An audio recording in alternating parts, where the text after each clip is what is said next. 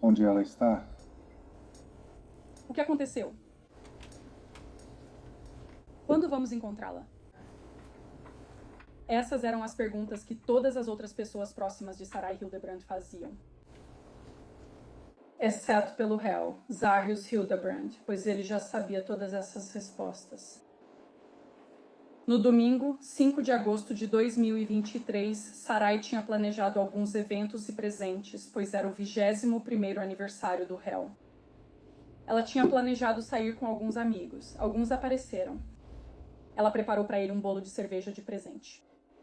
Ela estava animada para comemorar o aniversário dele.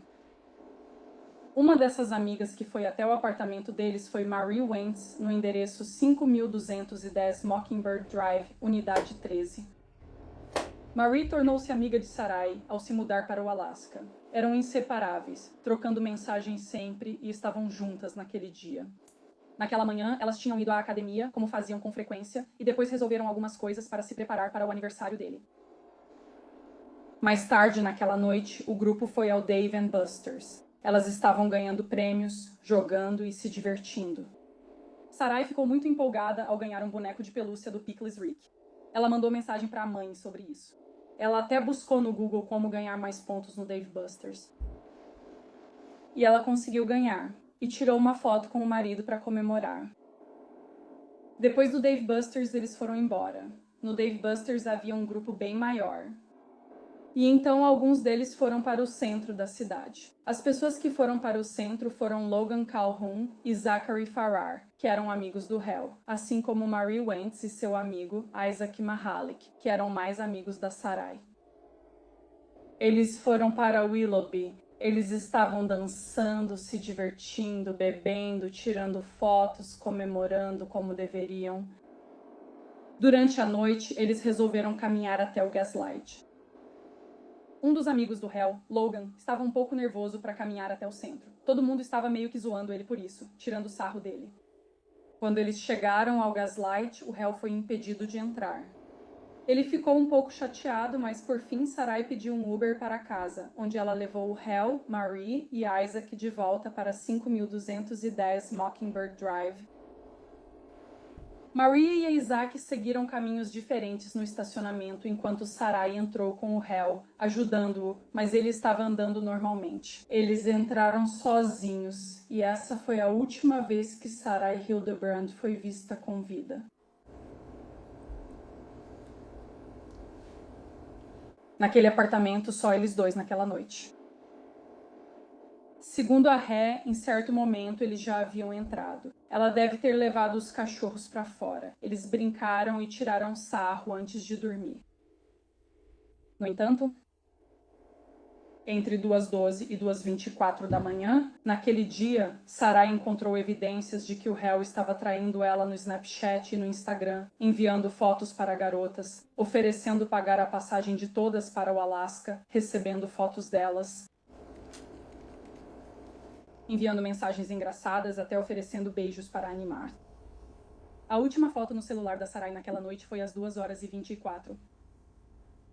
Depois disso, às 2h40, Marie recebeu uma ligação do celular da Sarai. Infelizmente, ela já estava em casa e não viu a ligação, ficando sem resposta. Apenas 8 minutos depois, às 2h48 da manhã, o 911 recebeu uma ligação de Taylor Engstrom, uma vizinha no apartamento do outro lado do pátio. Ela liga e diz: há cerca de 30 segundos houve um tiro. Pareceu ser logo do lado de fora da minha janela e foi muito alto. Eu não sei de onde veio, mas ele avisou. Sarai Hildebrand foi baleada na cabeça naquela noite, logo acima da têmpora esquerda, o que a matou. Nas primeiras horas da manhã, os policiais realmente responderam àquela ligação para o 911, mas sem saber exatamente de onde ela vinha. Eles não tiveram a oportunidade de entrar em contato com o réu naquela noite.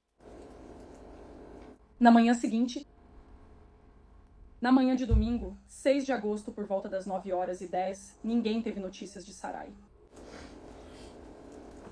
Nenhuma mensagem, ninguém teve notícias dela. Marie Wentz acabou enviando uma mensagem pelo Snapchat, perguntando como Sarai e o réu estavam se sentindo. Ela recebeu uma resposta do telefone da Sarai, mas não era da Sarai. Essa resposta foi do Hal, enviando um joinha dizendo que ele estava bem.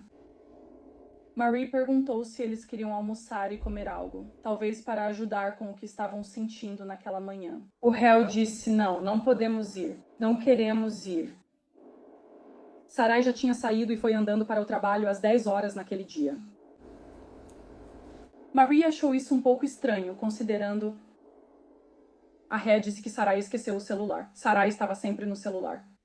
Uma jovem de 21 anos no Instagram, TikTok e Snapchat mandando mensagens conectada com o mundo todo. No entanto, ela não insistiu.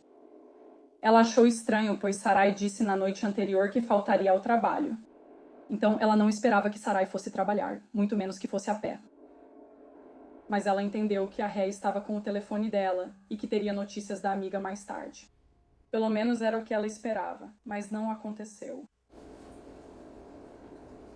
Durante todo o domingo, 6 de agosto, Marie não foi a única a receber mensagens do telefone de Sarai. Nadia Jones era a gerente de Sarai no Bread and Brew. Às 10h44, ela recebeu uma mensagem. Oi, aqui é a Sarai. Não vou conseguir ir hoje à noite, estou te dando uma desculpa. Nadia aceitou sem questionar e ninguém teve notícias do celular da Sarai naquele dia. Mari entrou em contato algumas vezes no final do domingo, enviando mensagens diretas ou vídeos engraçados e perguntando: onde você está? Por que você não falou comigo? Ela achou estranho, pois foi a vez em que elas passaram mais tempo sem se falar em toda a amizade. Mas a segunda-feira, 7 de agosto, chegou. A Ré foi trabalhar. Ele ouviu de um dos amigos com quem trabalha na base do exército que ele parecia um pouco estranho, então perguntou: está tudo bem? Ele disse: sim, algumas coisas acontecendo, depois te conto. É só isso. Por volta do meio-dia, início da tarde, Marie recebe outra ligação do telefone da Sarai. É o Sr. Hildebrand. Ele diz: oi, a Sarai está desaparecida desde as 10 da manhã de ontem. Marie pergunta: como assim? Bem, já faz 30 horas ela está sem o celular. Ela imediatamente fica preocupada. Ela diz para ele: vou aí assim que eu puder, logo depois do trabalho, mas ela ficou presa lá por mais algumas horas, e ela foi direto para lá. Ela perguntou: você já registrou o desaparecimento dela? Onde será que ela pode estar? Ela está tão preocupada com a amiga porque ela está desaparecida há tanto tempo, está sem o celular e não deu notícias. Assim que Marie estava com o Hal, foi quando começaram a ligar para hospitais, prisões e até para o 911, coisa que ainda não tinha sido feita. Marie fez essa ligação. Ei. Hi, I think my friend is missing. Okay. And why do you think she's missing, or either she's missing?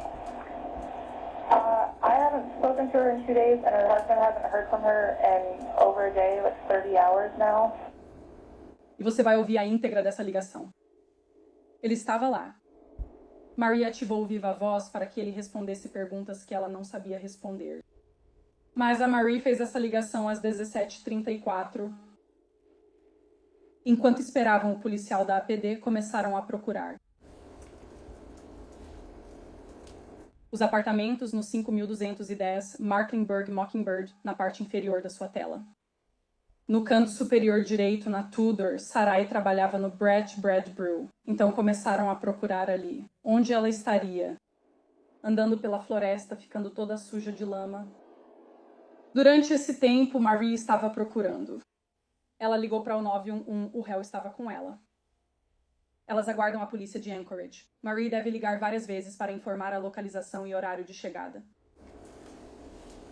Essa não foi a única ligação feita para informar sobre o desaparecimento de Sarai. Meredith Baring, mãe de Sarai, recebeu uma ligação em Utah às 19h44 horário do Alasca, quase 22h no horário dela do réu Zahrius Hildebrand. Oi, a Sarai está desaparecida. Já faz mais de 33 horas ele contou aquela mesma história ensaiada. Saiu para o trabalho às 10h no domingo.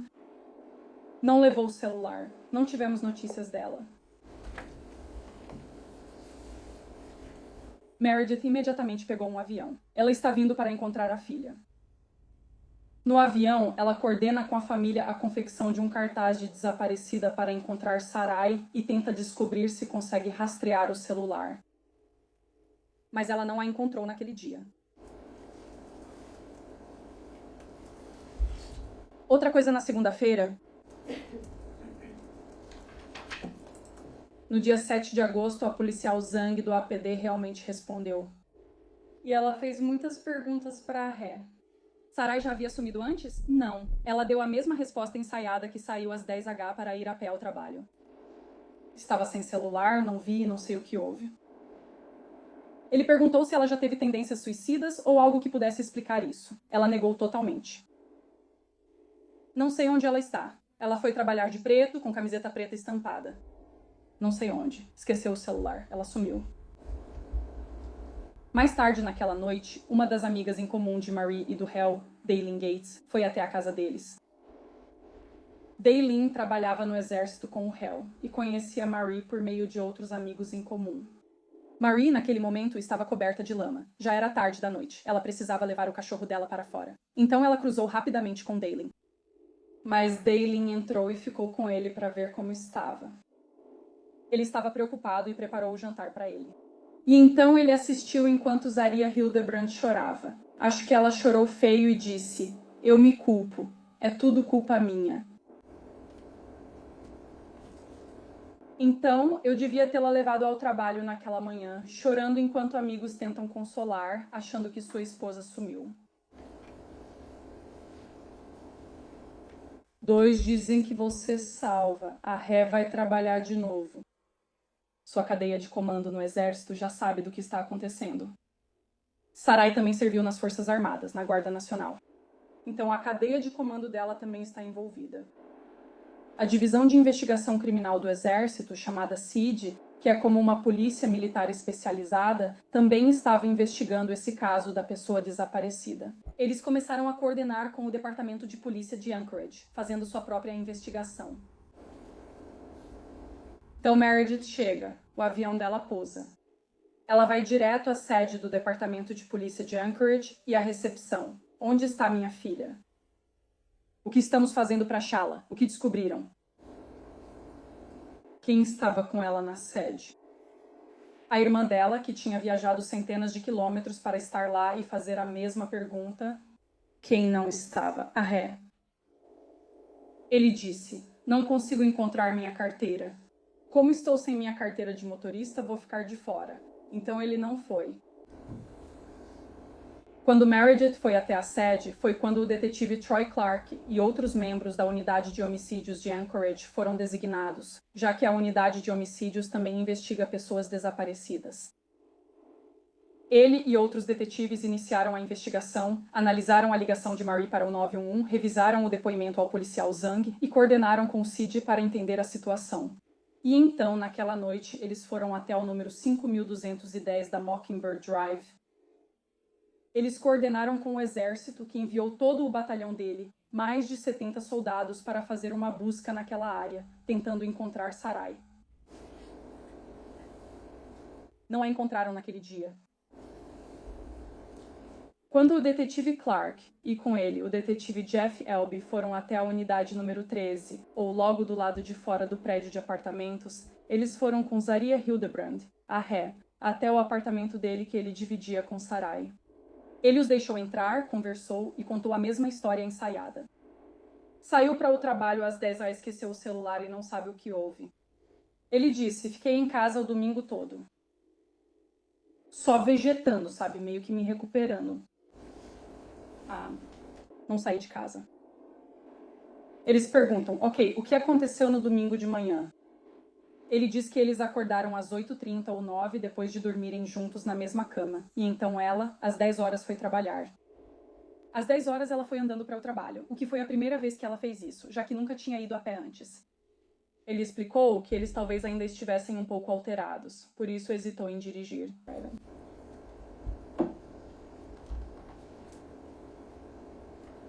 No entanto, quando perguntaram a ele o horário de chegada dela, ele respondeu: 19h do domingo, 6 de agosto. Ele não a viu às 19h e, segundo contou aos detetives, resolveu esperar até 21h para ter certeza de que ela não estava perdida ou algo parecido. E então ele disse que saiu para procurar, dirigiu pelo estacionamento do Bread and Brew, procurou por toda parte. E já vamos falar sobre o que ele fez naquele dia e à noite. Quando perguntaram por que você esperou tanto tempo, mais de 30 horas para relatar o desaparecimento dela, ele disse: eu não sabia se era sério. Eu não queria fazer ninguém perder tempo.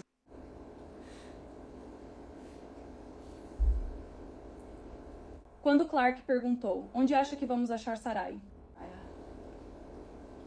Ele fez uma pausa, hesitou, respirou fundo. Você ouve muitas dessas declarações. Ele disse: acho que ela estará em um raio de 2 a 3 milhas daqui. Depois vamos descobrir que isso estava correto.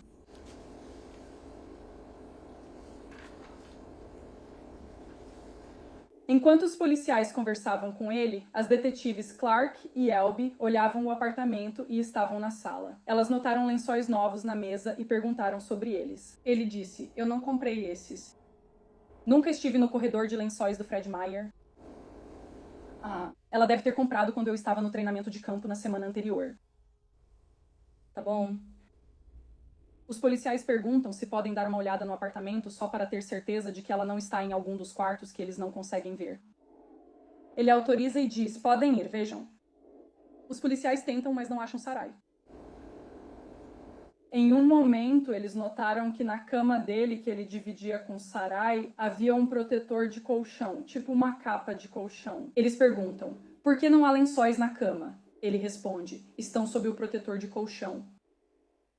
Os detetives perguntam: por que colocar os lençóis sob o protetor de colchão? Ele responde: conseguimos, pegamos o colchão de alguém do US Buy. Vou te mostrar. Ele levanta o protetor de colchão e mostra os lençóis. No entanto, quando ele faz isso, os detetives conseguem ver que há um espaço embaixo da cama. Não tem uma base de cama. Eles perguntam: ei, podemos dar uma olhada aí embaixo? O Sr. Hildebrand faz outra proposta. Eu tenho coisas constrangedoras aí embaixo. Não é apropriado.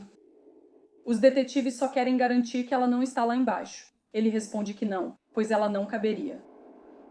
Os detetives aceitam essa resposta naquele momento e vão embora. Antes de irem, fizeram mais perguntas, como: ei, você está com o celular dela agora? Vimos a mãe dela pegá-lo com o notebook. Você pode me explicar como se ela saiu às 10 da manhã? No domingo, como Nadia Jones recebeu uma mensagem às 10h44 se você estava com o celular dela? Eu não tenho uma explicação para isso, senhor. Essa foi a resposta dele. Eu não tenho uma explicação para isso. Naquela noite, ou até no início da noite, a Ré também passou no trabalho dela pela primeira vez. Entrou lá na terça-feira, 8 de agosto. Uma das funcionárias com quem ele teve contato foi Kailani Thompson. Ela trabalhava com Sarai, mas não eram próximas. Conhecia ela razoavelmente bem. Sabia que ela tinha saído no sábado. Ela não se surpreendeu com a ausência dela no domingo. Mas quando ele chegou, Kailani vai te contar como a energia dele estava estranha. Ele estava nervoso, se coçava e evitava olhar nos olhos dela, desviando o olhar. Então ela achou aquilo estranho e começou a fazer perguntas para ele. Ele não respondia. Disseram para ela: não o pressione. A esposa dele está desaparecida. No entanto, quando ela viu o réu lá fora com alguns daqueles membros da equipe de busca do exército que mencionamos, ele estava rindo, sorrindo e brincando. Acho que ela descreveu como se eles estivessem rindo alto, o que ela achou muito preocupante porque Sarai está desaparecida. Mas foi isso que o réu fez. Agora, na quarta-feira, 9 de agosto, durante toda essa investigação, na verdade, quero voltar a mais um ponto aqui. Ao falar com os detetives no dia 8, ele primeiro disse que ficou em casa o dia todo. Quando mencionaram as câmeras e perguntaram se havia mais algo, ele admitiu: na verdade, saí para resolver algumas coisas. Fui ao Fred Meyer's comprar itens para guacamole e salsa, e também passei no Brown Jug. Então ele mudou essa versão de que tinha ficado em casa o dia todo. Agora, passando para 9 de agosto, quarta-feira, A polícia já havia obtido mandado de busca para revistar o endereço 5210 Mockingbird Drive, unidade 13, em busca de evidências do que aconteceu com Soraya. Originalmente, à primeira vista, enquanto eles estavam lá, não havia nada que chamasse a atenção. Rick Pickle Rick estava de volta na cama. Mas quando começaram a olhar mais de perto, começaram a ver manchas marrom avermelhadas. E começaram a observar mais de perto. Eles conseguiam ver aquelas manchas marrom avermelhadas em vários lugares por todo o apartamento. E foi isso que eles viram quando levantaram a cama. Não era nada constrangedor relacionado a sexo, mas sim um colchão tão encharcado de sangue que, quando foi virado, a armação em que ele estava chegou a deixar uma marca no sangue. Elas também observaram baldes de limpeza e lenços desinfetantes, várias coisas espalhadas pelo apartamento. Haverá provas suficientes sobre a cena do crime encontrada no apartamento dele. Outra coisa que elas encontraram foi na sala de estar, entre as almofadas do sofá, uma pistola Sig Sauer bege escondida entre as coisas. Perto dali, em uma mesa, elas acharam cartas do réu, onde ele diz: "Não sei onde você está, espero que seja encontrada com vida. Se ela for encontrada viva ou morta, por favor, enterrem ela comigo." Mas uma coisa que ele diz é: "Eu a amei no passado." Ela continua desaparecida. Ele também enviou uma para o APD. "Peço desculpas a todos que trabalham no caso pelas informações que forneci não terem sido as melhores."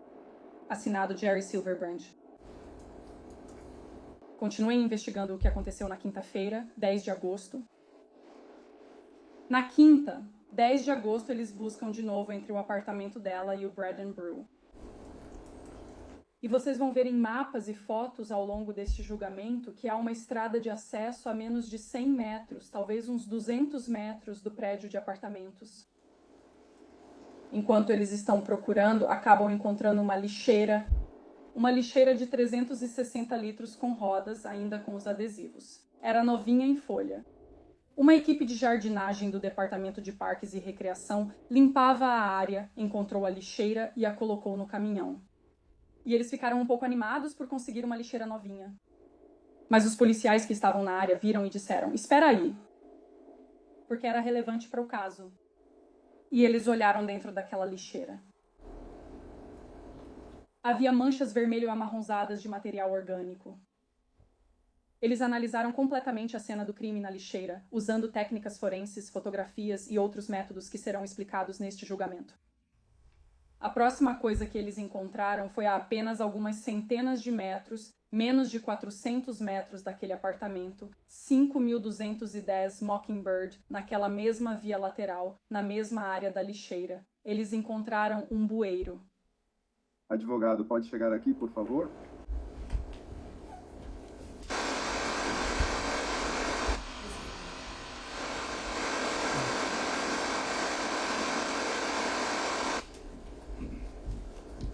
Eles encontraram esse bueiro.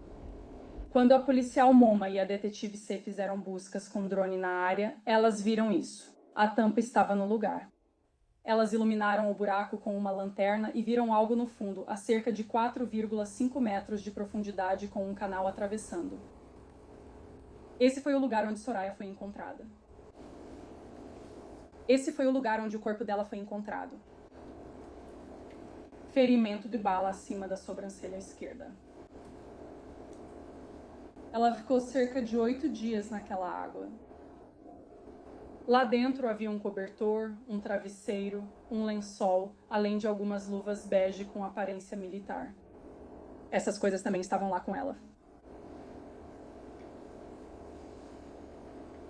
Ao longo deste caso, vocês ouvirão muitas provas. Antes de chegar lá, quero informar vocês sobre as acusações contra o réu, pois ele responde à acusação número 1, homicídio em primeiro grau. Vocês receberão instruções detalhadas sobre isso. No entanto, para provar homicídio em primeiro grau, o Estado precisa provar além de qualquer dúvida razoável, e o Estado aceita esse ônus de bom grado, que o réu tinha a intenção de causar a morte de outra pessoa, sendo Soraya Hildebrand. E o réu causou a morte dessa pessoa. Quanto à segunda acusação, esta é uma teoria alternativa. Então, é uma teoria diferente da acusação número 1.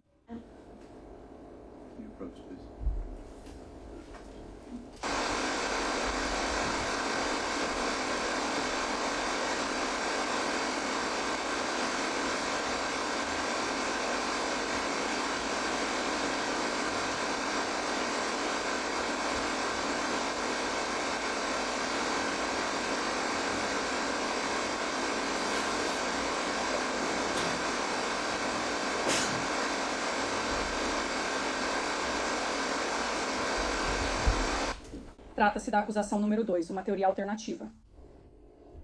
Os elementos aqui são que a conduta da ré causou a morte de outra pessoa. A ré agiu conscientemente ao se envolver nessa conduta, então é um estado mental diferente.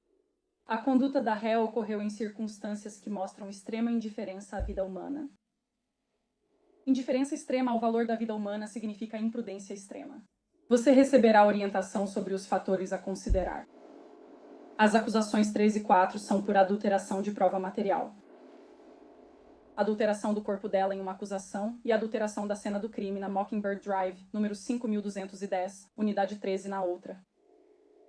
Neste caso, serão apresentadas provas para comprovar tudo isso, além de qualquer dúvida razoável.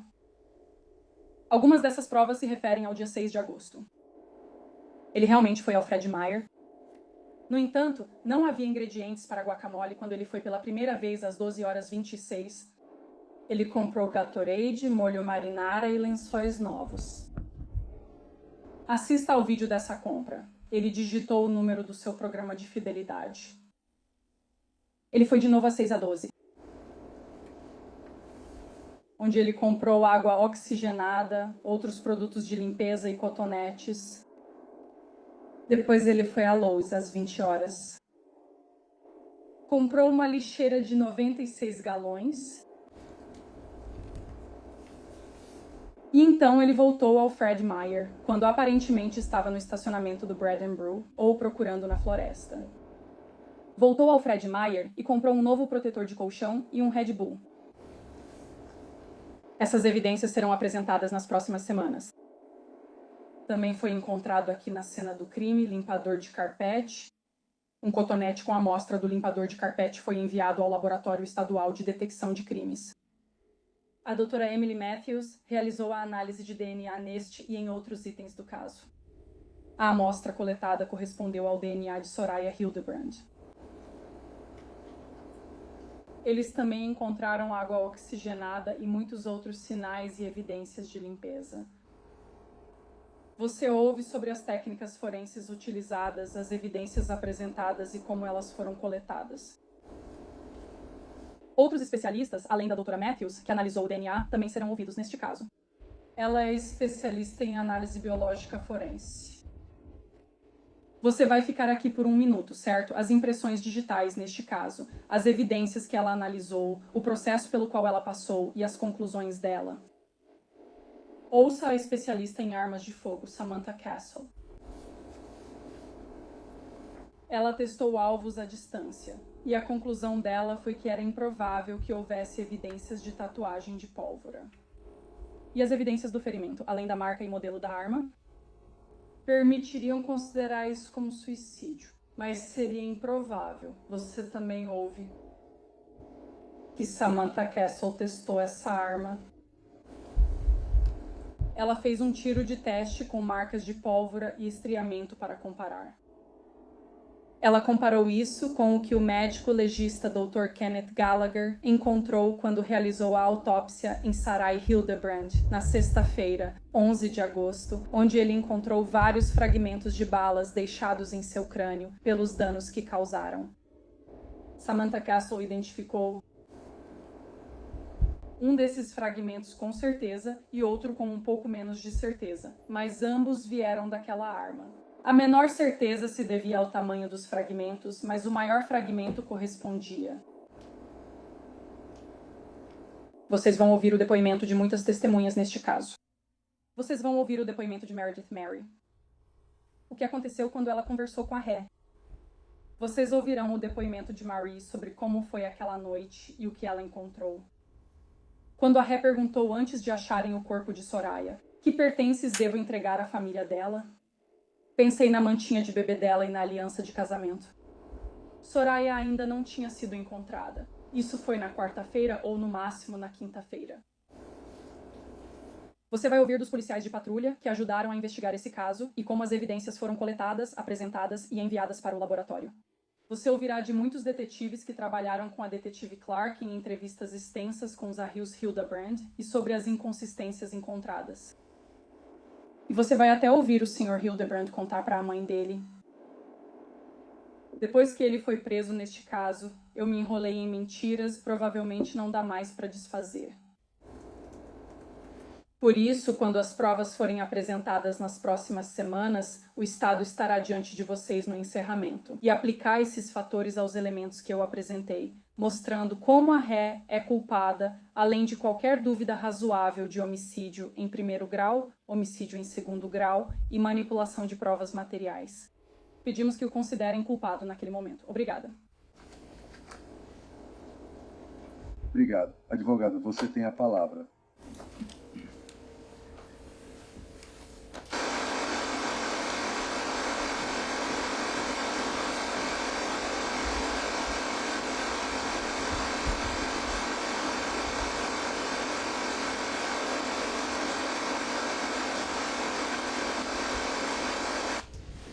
Obrigado. Faremos uma breve pausa antes da declaração inicial da defesa. Só para lembrar, por favor, não discutam o caso. Vamos trazê-los de volta aqui em alguns minutos. E só para explicar, nós nos mudamos para o final do corredor. Como são 16 pessoas, não dá para ir à área menor. Aqui o espaço é mais confortável, por isso vocês andam um pouco mais. Vamos trazê-los de volta em alguns minutos.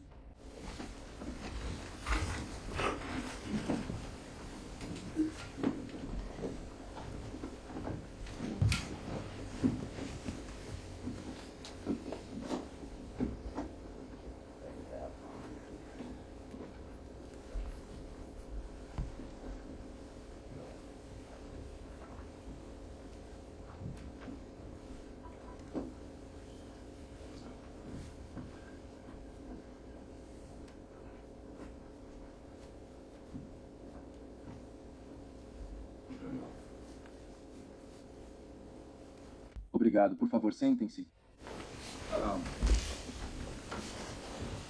Eu não sabia que isso era importante para o senhor. Com as câmeras como estão, o púlpito não aparece. Foi projetado para garantir que não tenhamos nenhum problema, que o júri não seja filmado. Então, se quiser puxá-lo para trás, fica a seu critério. George, acho que há outro problema com as câmeras. Esta parece estar captando meu laptop e o nosso.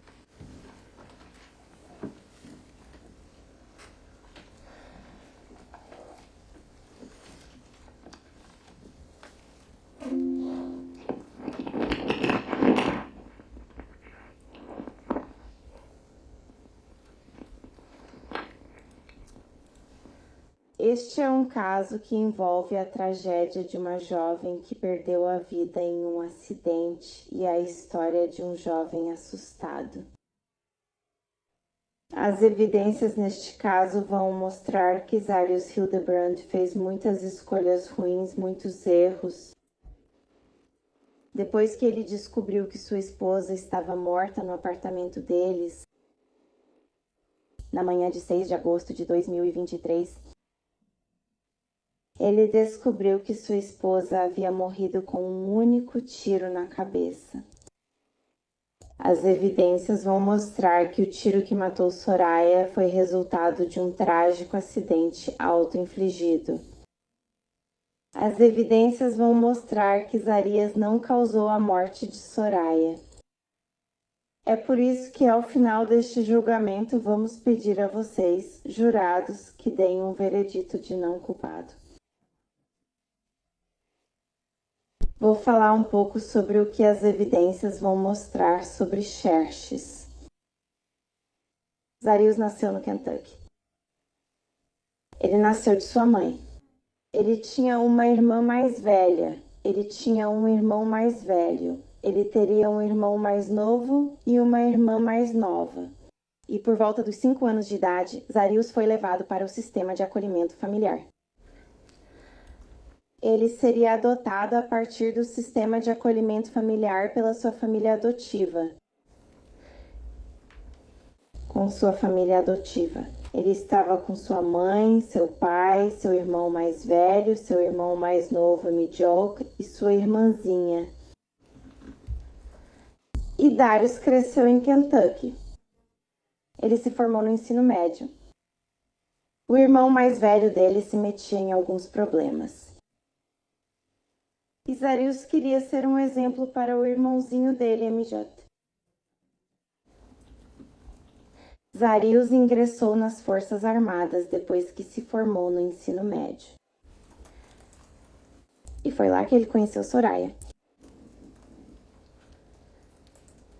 Mais tarde, Zarius seria designado para o Alasca. Ele e Soraya se casaram em Utah. Ele e Soraya moravam juntos no Alasca quando fez 21 anos. Zarius fez mais escolhas no relacionamento. Ele era pego trocando mensagens no Snapchat com outras mulheres. Mas no seu aniversário de 21 anos ele estava feliz. Soraya queria comemorar com ele, então eles saíram para celebrar. Zarius não sabia que, em 5 de agosto de 2023, ele acordaria diante de um horror na manhã de 6 de agosto de 2023. Como muitos jovens de 21 anos, ele saiu e festejou. O que sabemos sobre Zarius? Sabemos que ele gosta de beber. Ele bebia antes de completar 21 anos. Você gosta de uísque? Na verdade, ele bebia tanto que acabava adormecendo. E quando ele fez 21 anos, pôde fazer isso legalmente em um bar. Ele está animado. Ele começou no Dave & Buster's com Soraya e alguns outros amigos. Mais tarde, a festa foi para o Willow Law, onde ele continuou bebendo. Zarius ficou extremamente embriagado.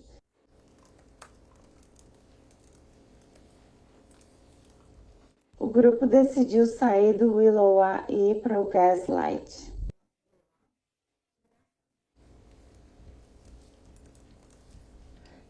Zarius estava tão embriagado que o Gaslight não deixou ele entrar. Então era hora de a festa acabar. Foi por volta da 1 da manhã, em 6 de agosto. Zarius entra em um Uber com sua esposa, Soraya, e a amiga deles, Marie. Ele vomita no Uber. Eles retornam ao apartamento. Ele vomita de novo. Soraya precisa ajudá-la a entrar no apartamento. Zarius está dormindo.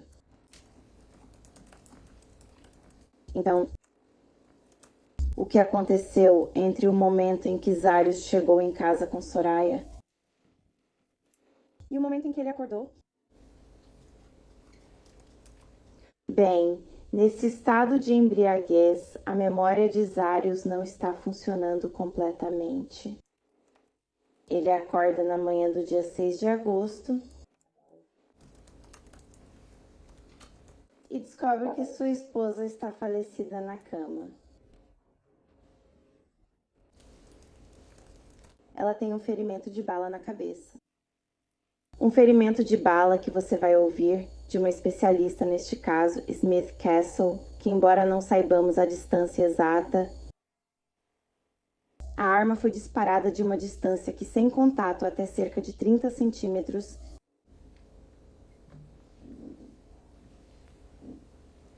Zarius tem 21 anos e está com medo. O que eu vou fazer? O que as pessoas vão dizer sobre mim? Meu irmão, eu vou ser uma decepção para ele. Zarius está com medo. E quando ele está com medo, Ele faz algumas coisas estúpidas. Ele faz algumas coisas ofensivas. Ele faz algumas coisas das quais se arrepende. Você ouvirá sobre isso neste julgamento. Você vai ouvir sobre o que ele fez por medo.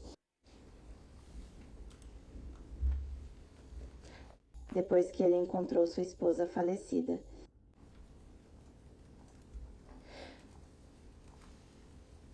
Medo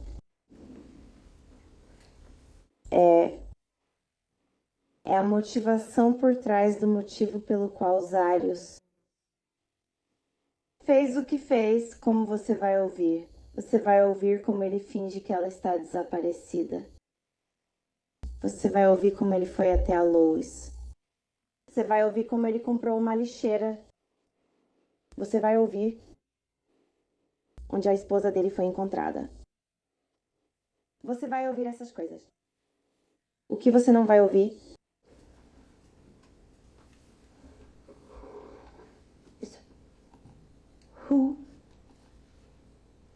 Você não vai ouvir de nenhuma testemunha que estava lá quando a arma foi disparada.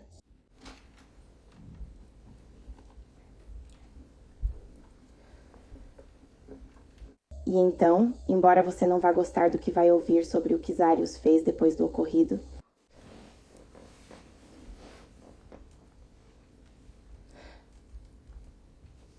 enquanto você verá imagens explícitas e provavelmente você vai ficar com raiva do que o Sr. Hildebrand fez depois que descobriu sua esposa falecida. As evidências simplesmente não vão mostrar que Zarius puxou o gatilho. Isso não será mostrado.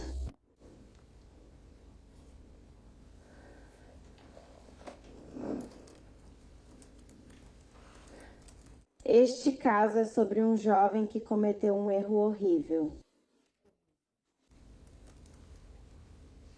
Trata-se do medo que surge e as escolhas que as pessoas fazem quando são colocadas em circunstâncias impensáveis.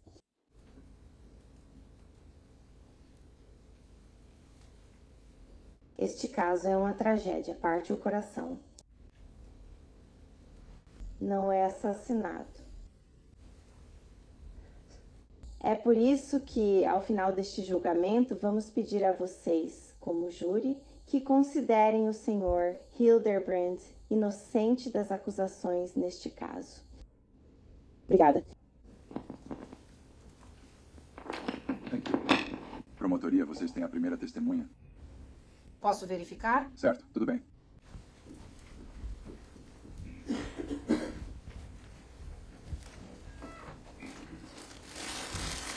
Senhorita Julie, você se importa de mover o tribuna um pouco para trás? Sem problema, obrigado.